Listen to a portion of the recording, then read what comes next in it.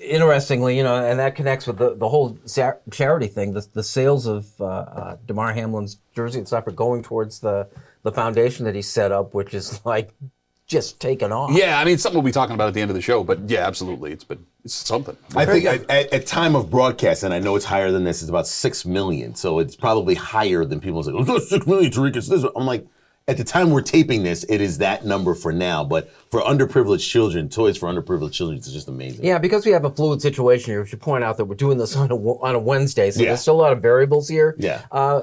What was your reaction, Tariq, to everything that occurred Monday night? I think, so I walked in actually late to the game and walked in with some friends celebrating a birthday and came in on the hit. So I missed the hit initially. They were in commercial break, came out. They told me like this guy went down, there's going to be a commercial break. I'm like, okay.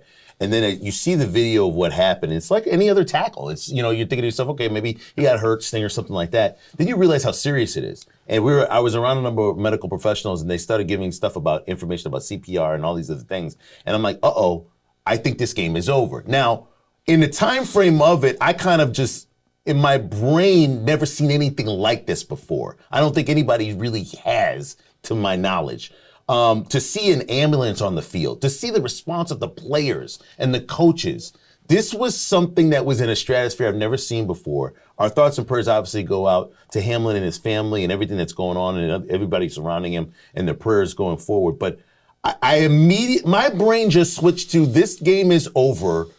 We need 12 hours to really find out what's going on with this young man, process this information. I wasn't thinking about what a lot of people were apparently thinking about. Are they going to play the game? Is this going to get done? This has implications. My brain went to this young man and stayed there, and I was kind of shocked how many people were willing to try to get the narrative off of him and getting back to what needed to be done. Yeah, it's hard to process. The fascinating part to me is as you go, okay, you put the medical issue aside, it says how people are reacting and what's occurring. The first thing that struck me is that this is probably the second best place in the world this could have happened. No, I mean, the only other one better is if it happened in a hospital. I mean, there have been multiple doctors that have said it, but I mean, Tariq hit on it, right? Like, I mean, it's the reaction of those guys, his teammates. Like, these are gods, right? As far as we're concerned, when it comes to the toughest, scariest, biggest men you've ever seen in your life. Josh Allen with his fingers tented over his nose, looking like, he looks like a child, a scared kid, which we all would have been. Stephon Diggs with tears streaming down his face, yelling, "Come on, man," off into the sky. There's a picture of Mitch Morse holding Tre'Davious White with his hands in his face, bawling his eyes out. I mean, look, I still have a hard time processing what we all saw. And you're Monday in a unique night. position because you're hosting a watch party. Yeah, I mean, that was the weird part is I was in a room with about 150 people, and you could have heard a pin drop in that entire place. Like there were people crying, watching what was happening in that 45 minutes. We had no idea what was going on. And I think it was all based on the reaction of these folks that were surrounding him. I mean, this is one of those moments where, one, you're never going to forget where you were when it happened. But as the days have gone by, you guys know what a big Bills fan I am. Yeah. Season tickets, all that stuff. I don't think I'm ever going to watch football the same way again because what was scary about that moment, past obviously the point that Damar Hamlin is in the situation that he's in, is it was routine. Like, we come to accept a certain level of viciousness in this game. Like, we're willing to accept, which is a terrible thing to say, traumatic long-term brain injury, as long as that person eventually is walking around a couple hours later, right? Like, we know that you can blow an ACL out or your knee can become completely disconnected from your leg.